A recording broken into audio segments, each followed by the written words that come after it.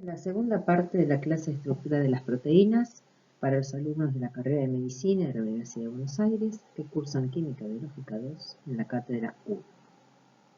En la primera parte describimos múltiples funciones de las proteínas y terminamos definiendo el estado nativo como la estructura funcional de una proteína, un ordenamiento espacial que le permite interactuar con otras moléculas. Según su conformación, las proteínas se clasifican en proteínas fibrosas y proteínas globulares.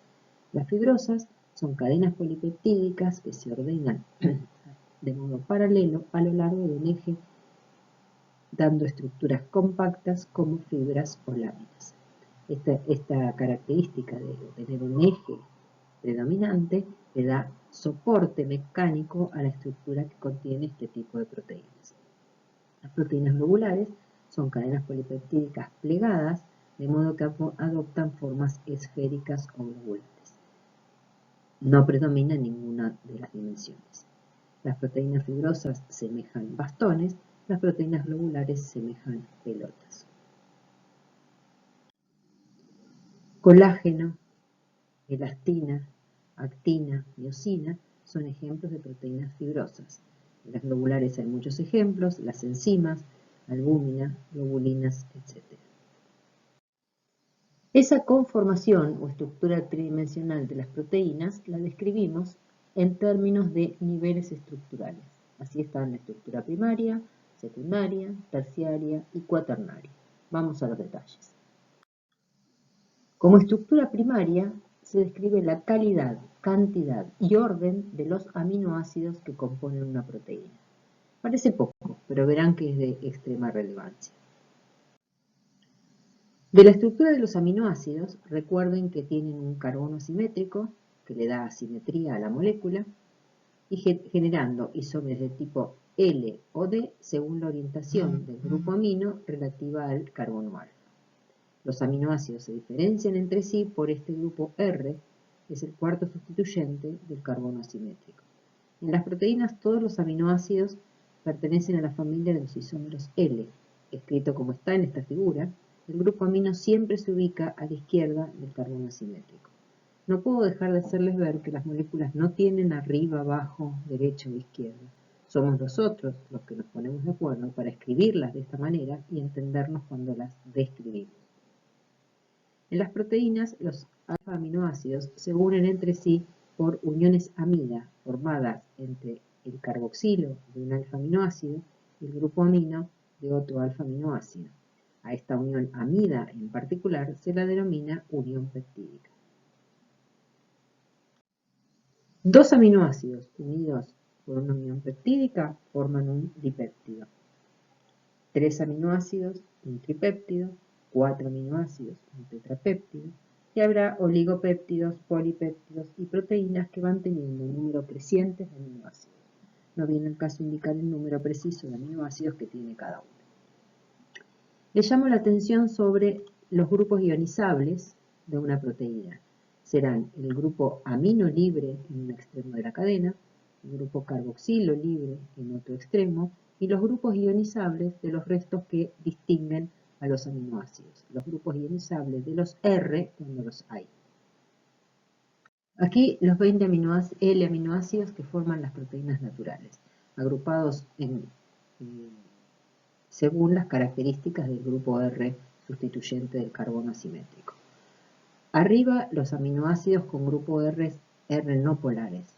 Todos los sustituyentes en este caso son no polares, alifáticos, aromáticos, pero ninguno tiene grupos funcionales polares. Al medio, los aminoácidos con grupos R polares. Hay algún grupo funcional polar, por ejemplo, oxidrilo, enserina, tirosina o treonina. Y abajo, los aminoácidos cuyo grupo R tiene carga neta, negativa o positiva. Paréntesis. Cuando mencioné la función reguladora del pH que tienen las proteínas, dije que actuaban los grupos R ionizables de los aminoácidos. Son estos. Estos ácidos carboxílicos, o este amino, o estos restos en la arginina, nitrógenos en la arginina o en la histidina, toman o ceden protones, manteniendo relativamente constante el pH del medio donde estén las proteínas que los contienen. Ojo que la clasificación mencionada corresponde a la característica del R del aminoácido, no al de la molécula del aminoácido. Bueno, así como la unión de dos aminoácidos genera una unión peptídica, la hidrólisis de una unión peptídica genera los aminoácidos libres. Aplicado este concepto en una proteína, esto es lo que se denomina proteólisis, la ruptura de la estructura proteica. Esta proteólisis puede ser inespecífica cuando ocurre por calor o medio ácido.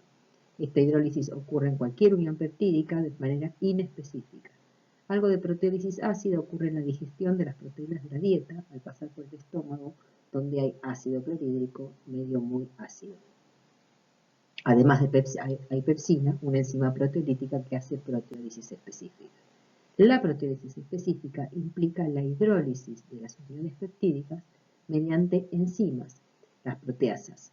Son exoproteasas que actúan sobre uniones peptídicas de los extremos de una proteína, amino terminal o carboxilo terminal, liberando aminoácidos de adeno. Y las endoproteasas actúan sobre ciertas uniones peptídicas en cualquier lugar de la proteína, liberando fragmentos polipeptídicos de menor longitud. Estas enzimas, endoproteasas y exoproteasas, por ejemplo, actúan en la digestión de las proteínas de la dieta en el estómago, por ejemplo la pepsina, y en el intestino, tripsina, quimiotripsina y otras.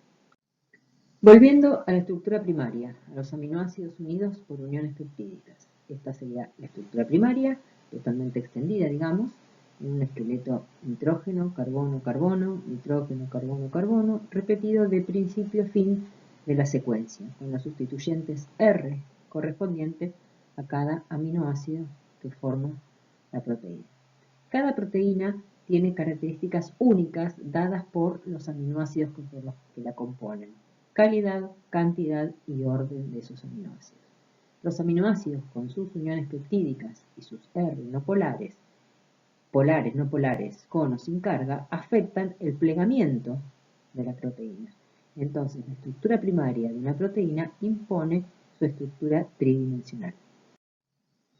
Ahora, la estructura primaria, la secuencia de aminoácidos de una proteína, está determinada genéticamente. ¿Qué quiere decir eso? Que en el núcleo de la célula, en el ADN, hay una secuencia de nucleótidos en el gen que codifica para una proteína. Este ADN origina una secuencia complementaria de nucleótidos en el ARN en un proceso denominado transcripción. Finalmente, el ARN se traduce en la secuencia de aminoácidos de la proteína. Así se obtiene la estructura espacial y funcional de la proteína. Si la estructura primaria está determinada en el ADN y la estructura primaria determina el ordenamiento espacial de la proteína, entonces, si hay mutaciones, o sea, cambios en la secuencia del ADN, puede haber cambios en la estructura tridimensional de la proteína. Veamos ahora entonces cómo se forma la estructura tridimensional, cómo se mantienen las estructuras secundaria, terciaria y cuaternaria de las proteínas.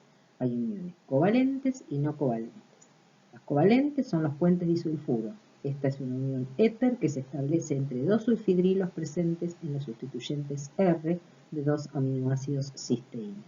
Las uniones no covalentes son de tipo puente de hidrógeno, interacciones hidrofóbicas y atracciones electrostáticas. Veremos cómo ocurre cada una de ellas. Vamos al detalle de la estructura secundaria. Este es un plegamiento regular, local, por uniones puente de hidrógeno entre uniones peptídicas de aminoácidos cercanos. Recalco, uniones puente de hidrógeno entre uniones peptídicas en rojo y subrayado. Esta es la gran diferencia con la estructura terciaria. Hay dos grandes estructuras secundarias predominantes en las proteínas, que son la alfa hélice y la hoja beta plegada. Hay otros plegamientos llamados turns, loop, hairpin, coils, que son pequeños, de menos relevancia, que no detallaremos en la clase. Así que detallemos primero la alfa hélice.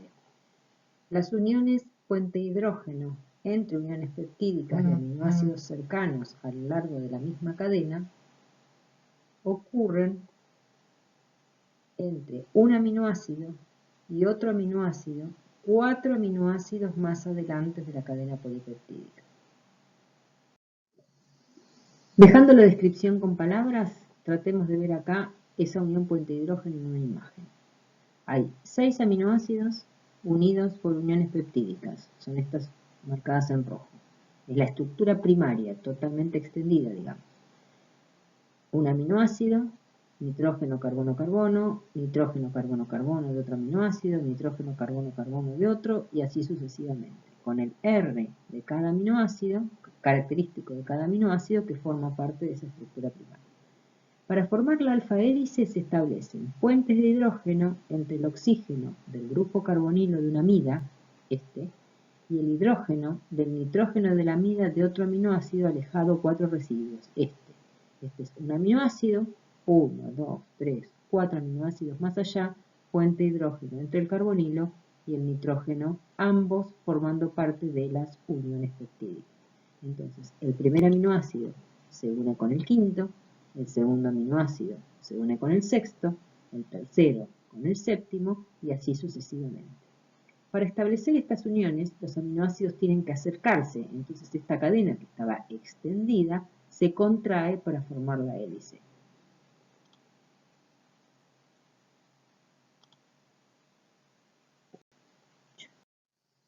Bueno, este es un formato más real, en el que hay hélices, espirales, con los puentes de hidrógeno regulares que parecen escalones de una escalera de caracol. Tómense el tiempo de observar esta figura, u otras, hay muchas en todos los libros, y verán la regularidad en las uniones puente de hidrógeno que sostienen esta estructura. Ahora detallemos la hoja beta. Las uniones puente de hidrógeno entre uniones peptídicas unen cadenas vecinas diferentes o secuencias separadas de una misma cadena. Otra vez, para no decirlo con palabras y transmitir una imagen, acá hay 2 cadenas polipeptídicas o regiones alejadas de una misma cadena, aminoácidos unidos por uniones peptídicas, secuencia primaria, carbono, carbono, nitrógeno, carbono, carbono, nitrógeno, totalmente extendida, como decíamos antes.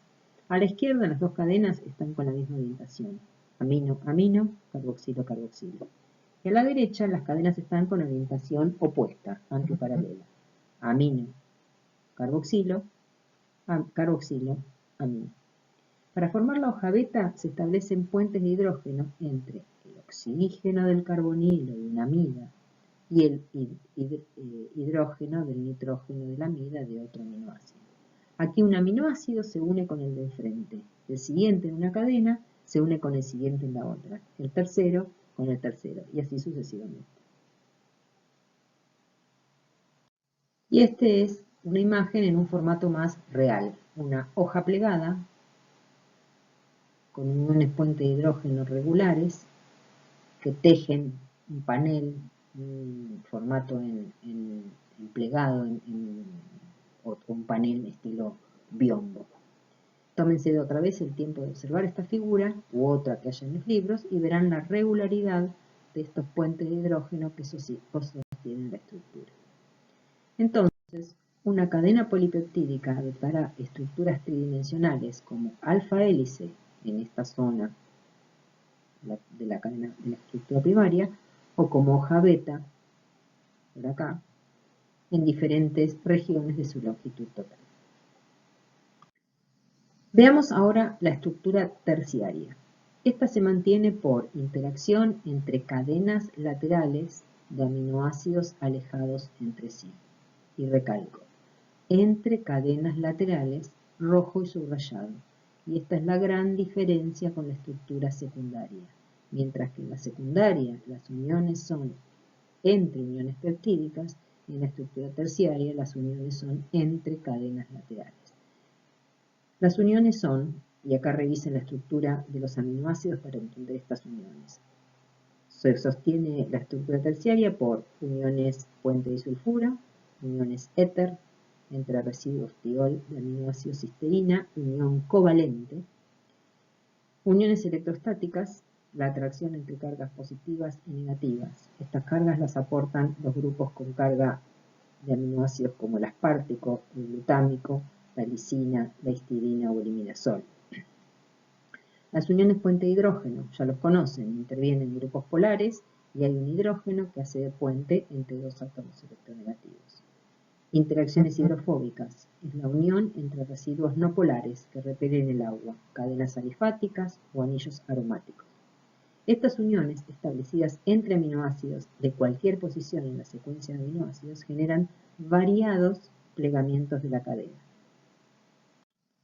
Estos plegamientos son los motivos y los dominios. Los motivos suelen ser plegamientos repetitivos que abarcan pequeñas porciones de la proteína, y los dominios estructuras de mayores dimensiones, generalmente con independencia funcional.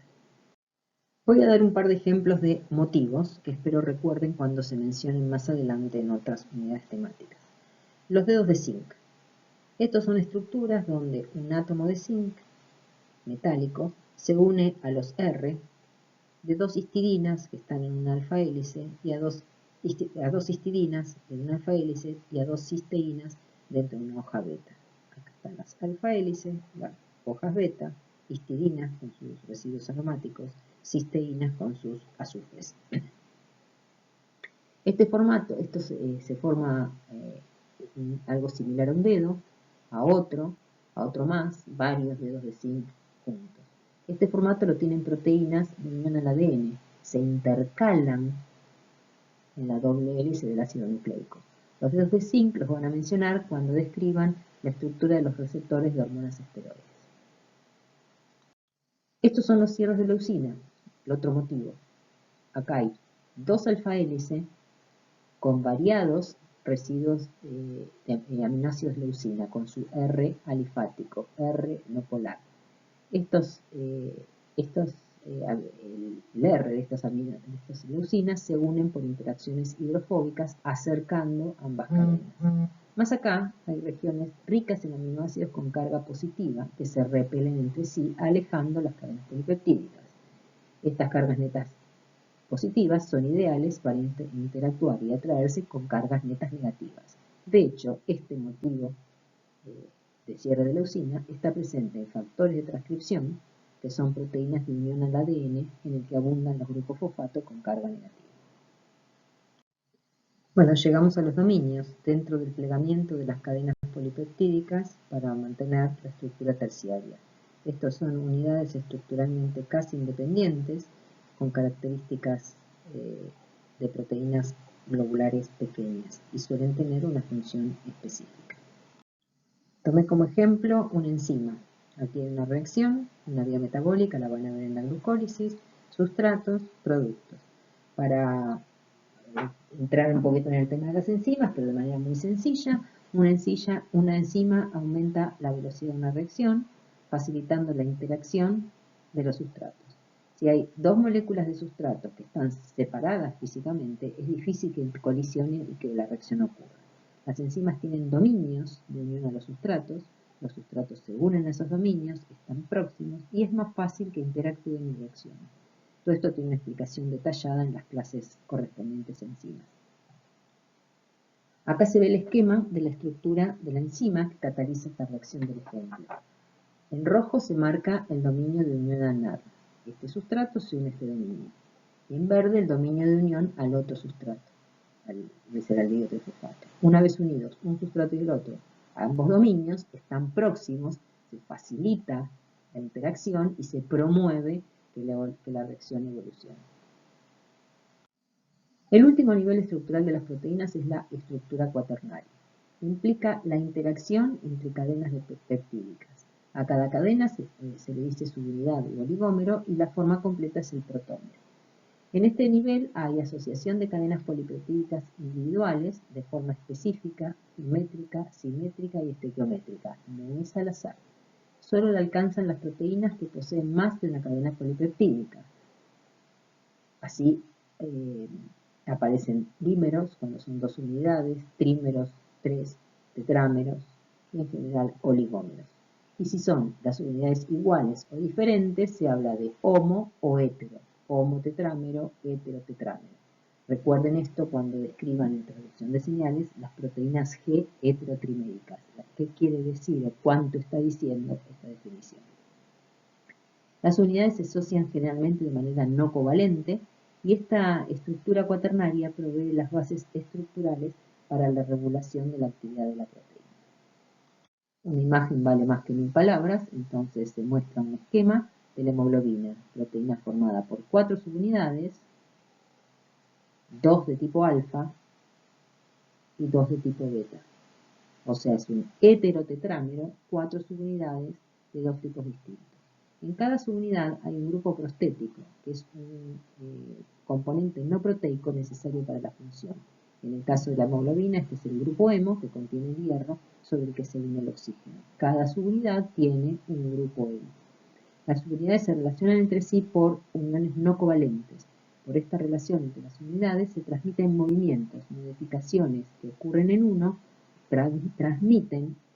generan modificaciones espaciales de una subunidad a la otra. Aquí en esta figura están todos los niveles de organización: estructura primaria, secundaria, terciaria, cuaternaria. En conjunto, describen el arreglo del esqueleto y de las cadenas laterales de los aminoácidos en el espacio, describen el ordenamiento tridimensional de las proteínas.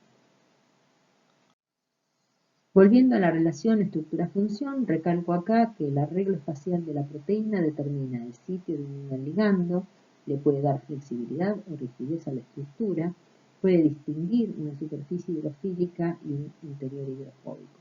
Este arreglo espacial está determinado por la estructura primaria.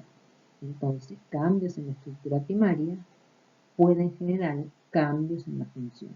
La magnitud del cambio en la función dependerá de la cantidad y calidad de los aminoácidos afectados. El arreglo espacial final, la conformación, el estado nativo de la proteína, se consigue por el plegamiento de las cadenas polipeptídicas. Esa conformación nativa se logra espontáneamente en condiciones fisiológicas, y para eso existen factores celulares que intervienen en el plegamiento. Yo voy a mencionar 3 de esos factores. Uno son las chaperonas. Esta también se la llama proteínas de shock térmico o heat shock proteins, HSPs. Esta es una familia de proteínas que estabilizan las proteínas desplegadas o despliegan las proteínas para su traslocación a través de membrana o para su degradación y ayudan al correcto plegamiento y ensamblaje de las proteínas. Nombro 3 chaperonas: HCP90, que son tema de la clase de mecanismo de acción de hormonas esteroides. Recuerden, estructuras de proteínas en transducción de señales. Otra es HCP70, se unen las proteínas a medida que se sintetizan en el ribosoma. Ese es el mensajero, el ribosoma, y a medida que aparece la nueva cadena polipeptídica, se van agregando moléculas de HCP70. Así se mantiene a la nueva proteína desplegada, no habiendo un plegamiento prematuro de la proteína. Esta nueva proteína, terminada de sintetizar, se mantiene desplegada por la HCP70 y entra en la estructura de otra chaperona, de gran tamaño, de una especie de cilindro. Al atravesar la proteína esta especie de cilindro, se pierde el HCP70 y en el proceso adquiere el plegamiento final. Los otros 2 factores que intervienen en el plegamiento son enzimas. Una es la disulfuro isomerasa, más que el nombre importa qué hace. Arma y desarma puentes disulfuro, cataliza la formación y eliminación de puentes disulfuro en la conformación nativa. Formando las uniones genera los plegamientos, eliminando las uniones despliega. La otra enzima es una prolil isomerasa. Revisen la estructura de este aminoácido, la prolina, que es el único en el que el grupo amino forma parte de un anillo, dándole una gran torsión, una gran rigidez a la unión peptídica en la que interviene la prolina. Entonces, es un obstáculo en el plegamiento y desplegamiento de la proteína. Para eso la enzima cataliza la apertura del anillo para que haya libre movimiento y vuelve a cerrar el anillo de la prolina una vez logrado el cambio conformacional. Bueno, ya tenemos la secuencia de aminoácidos con la estructura primaria, el plegamiento de la proteína con su estructura secundaria, terciaria y cuaternaria, pero no siempre se llega todavía a una proteína funcional.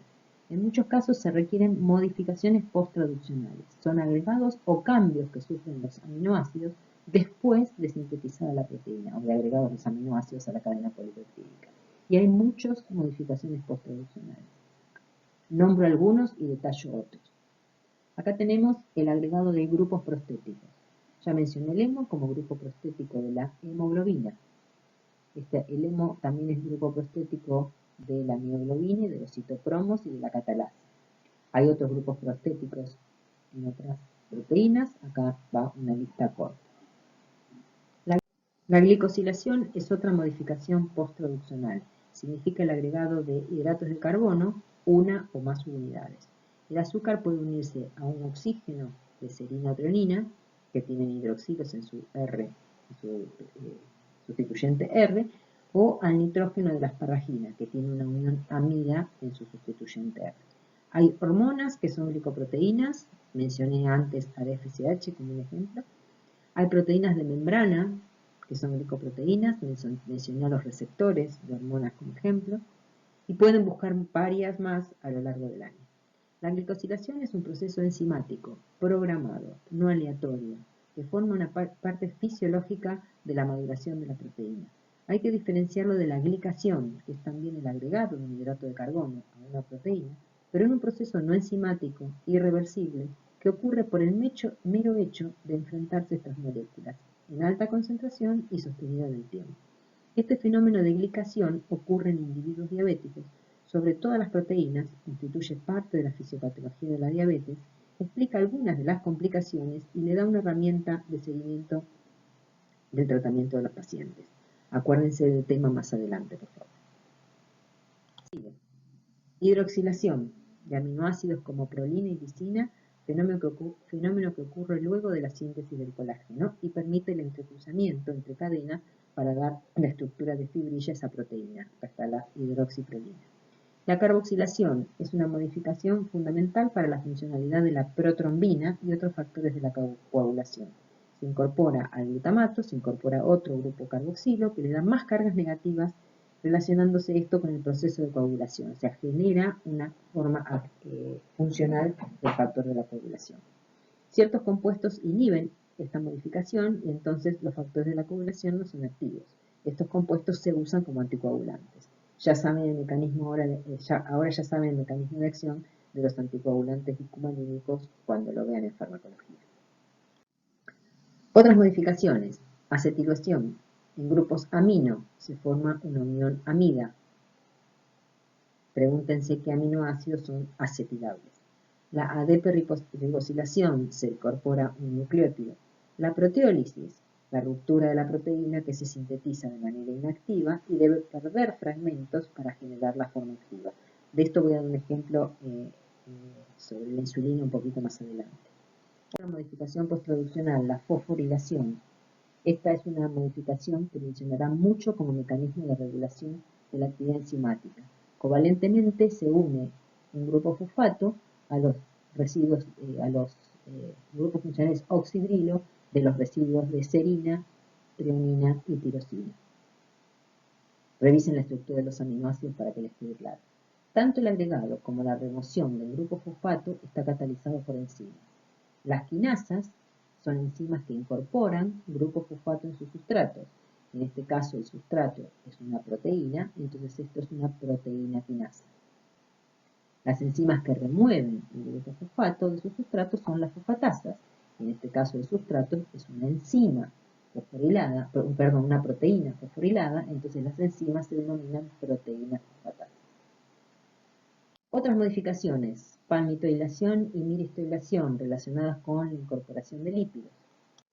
Metilación, sulfatación, las dejo para que busquen definiciones, descripciones y ejemplos en los libros. Aquí termino entonces con la descripción de la estructura tridimensional y funcional de una proteína. En la tercera parte de la clase, en el próximo video, abordaremos los cambios en la estructura de una proteína.